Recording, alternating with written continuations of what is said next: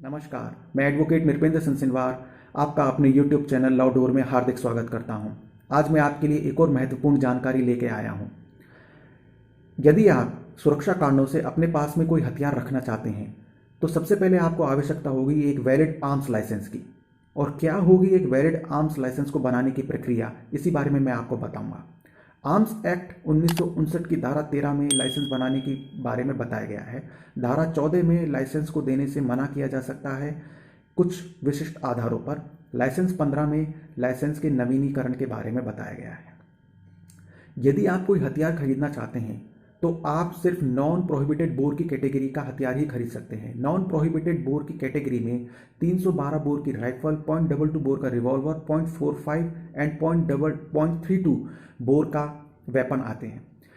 इसके अलावा non prohibited bore की कैटेगरी में अदर वेपन्स भी आते हैं। आप जो भी वेपन खरीदना चाहें उसका पूरा विवरण आपको और उसकी कैटेगरी के बारे में आपको आवेदन पत्र में बताना होगा। आवेदन पत्र में आपको यह भी बताना पड़ेगा कि आप ये लाइसेंस क्यों लेना चाह रहे हैं, चाहे वो जान का खतरा हो, सुरक्षा कारण हो, या बिजनेस या प्रॉपर्टी या अन्य कोई कारण हो, वो सभी आपको अपने आवेदन पत्र में बताने होंगे। आवेदन पत्र के साथ में सामान्यतः जिन दस्तावेजों को मांगा जाता है उनमें है age proof, medical proof, character certificate, income की जानकारी, संपत्ति की जानकारी, यदि आपने कोई लोन या उधार ले रखा है तो उसकी जानकारी, तथा आपके नौकरी या व्यवसाय की जानकारी। इसके अलावा विभाग चाहे तो कोई अन्य दस्तावेज भी आपसे मांग सकता है। अपने आवेदन के पत्र के साथ में ये सभी दस्तावेज एनक्लोज यानी संलग्न करने के बाद में आपको ये आवेदन पत्र देना होगा अपने जिले के संबंधित डीएम ऑफिस में। डीएम ऑफिस में ये आवेदन पत्र देने के बाद में आपका आवेदन पत्र पहुंचता है संबंधित जिला एसपी के ऑफिस में। यहाँ मैं आपको एक बात साफ कर देता हूँ कि यदि आपके क्षेत्र में कमिश्नरेट की व्यवस्था लागू हो गई है तो आपको यह आवेदन पत्र देना होगा पुलिस कमिश्नर के ऑफिस में। पुलिस कमिश्नर के ऑफिस में आवेदन देने के बाद में आपका लाइसेंस भी पुलिस कमिश्नर के ऑफिस से ही बनाया जाएगा। तो जब आपका आवेदन डीएम के ऑफिस से एसपी के ऑफिस में पहुंचता है तो एसपी वहां से फॉर्मेलिटीज करके इस आवेदन पत्र को भेजता है जहां आप रहते हैं उस क्षेत्र के संबंधित लोकल थाने में। लोकल थाने में आपके पते, आपके रेजिडेंट प्रूफ, आपके चरित्र तथा आपके आपराधिक रिकॉर्ड का सत्यापन होता है, वेरिफिकेशन होता है।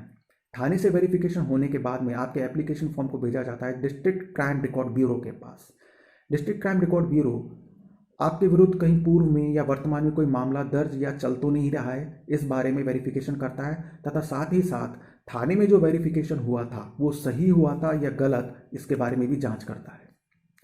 डिस्ट्रिक्ट क्राइम रिकॉर्ड ब्यूरो से एप्लीकेशन फॉर्म पहुंचता है वापस एसपी ऑफिस में। वहां से कागजी कार्रवाई होने के बाद में आपके एप्लीकेशन फॉर्म को पहुंचा दिया जाता है डीएम ऑफिस में, जहां से कि आपके एप्लीकेशन फॉर्म की यात्रा शुरू हुई थी। सभी तथ्यों और मटेरियल को ध्यान में रखते हुए डीएम यदि सब कुछ सही पाता है तो आपको लाइसेंस दे दिया जाता है। लेकिन यदि यह फैक्ट डीएम की नॉलेज में आता है कि आपके विरुद्ध कोई क्रिमिनल केस या आपका चरित्र खराब है या अन्य कोई कारण जिसे वो उचित समझे कि आपको लाइसेंस नहीं दिया जाना चाहिए, तो ऐसी अवस्था में आपके आवेदन पत्र को रिजेक्ट किया जा सकता है तथा आपको लाइसेंस देने से मना किया जा सकता है। तो यहाँ तक की जो प्रक्रिया थी वो थी लाइसेंस मिलने की या लाइसेंस बनाने की। लाइसेंस मिलने के बाद में नंबर आता है हथियार का। आपने अपने आवेदन पत्र में जिस नॉन कैटेगरी बोर के वेपन के बारे में विवरण दिया था, आपको उसी नॉन कैटेगरी बोर के वेपन को रजिस्टर्ड वेपन शॉप से खरीदना पड़ेगा, जो कि सरकार द्वारा अधिसूचित की जाती है। हथियार खरीदने के बाद में आपको इसे वापस प्रशासन के पास में लेके जाना होगा, जहां पर कि लाइसेंस में लिखी गई वेपन की डिटेल को आपके खरीदे हुए हथियार से मैच किया जाता है तथा वहां पर एंट्री की जाती है। इसके बाद में आपको उस हथियार को लेकर जाना होगा अपने लोकल पुलिस स्टेशन में, जहां पे कि उस हथियार को रजिस्टर किया जाएगा। इसके बाद आप अपने हथियार को घर ला सकते हैं।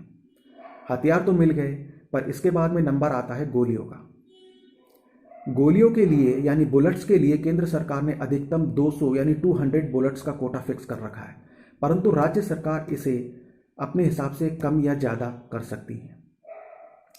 आप इसके बाद में नई गोलियां भी खरीद सकते हैं, परंतु नई गोलियां खरीदने से पहले आपने पुरानी गोलियों का क्या यूज़ किया इसके बारे में आपको बताना पड़ेगा। पुरानी गोलियों के बारे में यदि यह फैक्ट सामने आता है कि आपने उनका यूज़ किसी शादी, समारोह या फंक्शन या फिर दिखावे के लिए किया था, तो ऐसी अवस्था में आपका लाइसेंस कैंसिल किया जा सकता है या जब्त भी किया जा सकता है। फ्रेंड्स, गोलियों के लिए भी एप्लीकेशन फॉर्म आपको शुरू में ही देना पड़ता है। इसके बाद में जो इम्पोर्टेंट फैक्ट आता है वो यह है कि क्या आप अपनी लाइसेंसी बंदूक को लेकर कहीं भी जा सकते हैं? तो इसका जवाब है नहीं। आमतौर पर जो लाइसेंस बनाया जाता है वो सिर्फ जिला स्तर का ही होता है। यदि आप इसे अपनी जिले की सीमाओं या राज्य की सीमाओं से बाहर ले जाना चाहते हैं तो इसके लिए आपको एक प्रार्थना पत्र देना होगा। राष्ट्रीय स्तर का हथियारों का लाइसेंस केंद्रीय मंत्री, रिटायर्ड डिफेंस ऑफिसर्स और राष्ट्रीय खिलाड़ियों को ही मिलता है। अब हम बात करते हैं लाइसेंस की नवीनीकरण की। धारा 15 के अनुसार लाइसेंस को नवीनीकरण का समय है 3 साल का।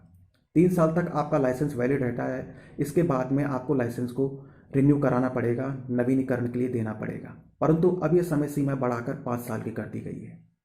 तो फ्रेंड्स, आपको ये जानकारी कैसी लगी मुझे कमेंट बॉक्स में लिखकर ज़रूर बताइएगा और इस वीडियो को ज़्यादा से ज़्यादा शेयर, लाइक और सब्सक्राइब भी करिएगा, जिससे कि ये इंपॉर्टेंट टॉपिक किसी और की नॉलेज में भी आ सके और वो भी लाइसेंस बनाने, हथियारों के लिए लाइसेंस बनाने की प्रक्रिया से भली भांति अवगत हो सके। नमस्कार।